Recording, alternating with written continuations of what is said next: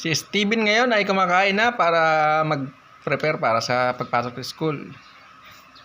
Steven ay spoiled na bata.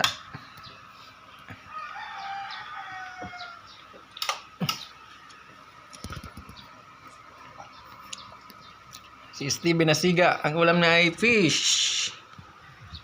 Oh. Malakas kumain para strong. Sabaw na. Ayaw mo na.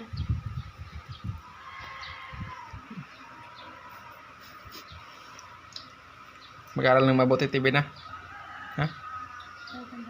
Okay, Ben? Okay, Ben? Tapos na. Steven, anong pangalan ng teacher mo? Ma'am Sharon. Hindi mo, Ma'am Sharon.